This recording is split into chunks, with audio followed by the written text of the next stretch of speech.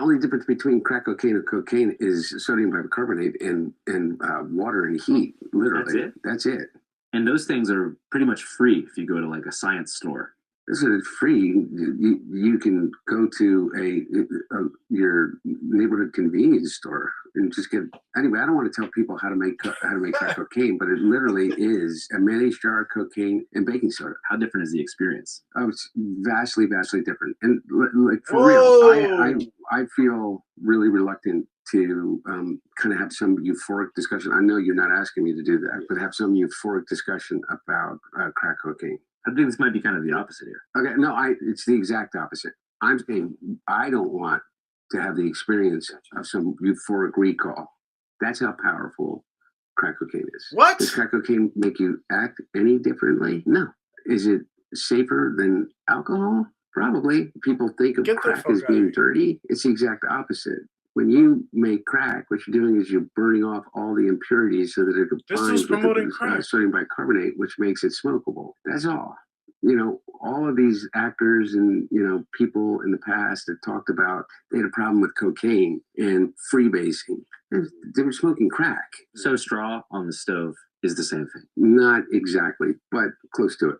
But it's a little bit different. I don't know what the hell that is. My point about it, your point about it, which I think is true, is that there's a thing about crack that is really insidious. And what it is that anytime, you know, I think one of the reasons that they believe that smoking cigarettes is so addictive is because it combines three really important things.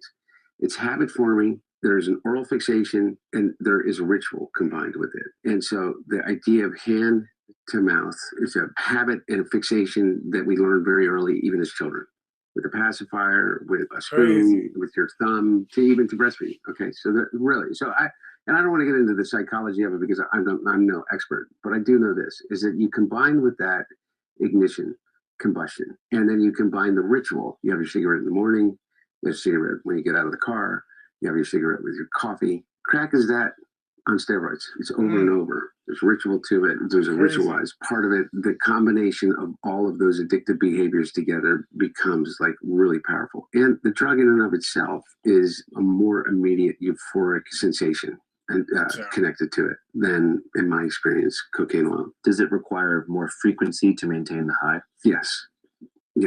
And the capacity to use more than you could otherwise with powder cocaine, just physically to be able to ingest it. So you're kind of saying that cocaine reaches a certain plateau of euphoria where you can't necessarily get any higher. In my experience, yes. This is like a PSA. If you want to completely, utterly fuck up your life, you know, I don't think that anything is necessarily, oh, you do it once, you're addicted. But there's about the closest thing that statement could be true would be with crack cocaine. My man's just promoted crack. I did not think this dude would ever talk about this shit so thoroughly like this. I am blown away. What the fuck? This dude was literally promoting crack. He's like, oh, you know, it's just like cocaine, but you just make it smokable. What? Like, what? Wow. That was a crazy discussion about what crack does to the body.